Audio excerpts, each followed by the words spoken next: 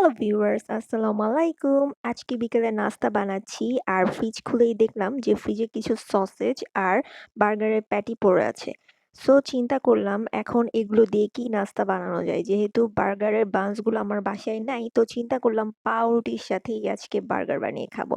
So এখানে আমি সসেজগুলো fry করে ফেলেছি আর এখন এই প্যাটিগুলো ফ্রাই করতে যাচ্ছিলাম, বাট আমার সাডেনলি মনে হলো এগুলো আসলে আমার আগে থেকে ফ্রিজ থেকে বের করে রাখা উচিত ছিল। কিন্তু কি আর করার, এখন একদমই লেট করা যাবে না, কারণ ঘরে এত বাচ্চা পার্টি আছে, তাদের খিদে পেয়েছে।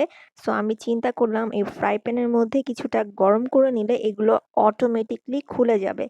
আর পরে তাই হলো, আমি এখন পেটিগুলো ফ্রাই করে নিচ্ছি। আসলে বিকেলবেলা হলেই আমাদের টুকটাক নাস্তা করতেই হয়, আর ঘরে যেহেতু আমাদের বেবিরা আছে, ওদের জন্য তো কিছু না কিছু আমাদের ডেলি বানাতে হয়। এই যে দেখেন, আমি এখন ৩টা পেটি আলাদা করে ফ্রাই করে নিচ্ছি, আর এই যে চলে আসছে আমাদের পুকি।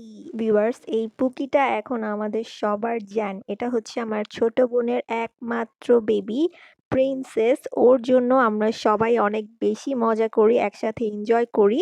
আর এখানে আমার ছেলে দেখেন কিভাবে টিভি দেখতেছে। কি আর বলবো, বাচ্চা কাচ্চা থাকলে যা হয় আর কি।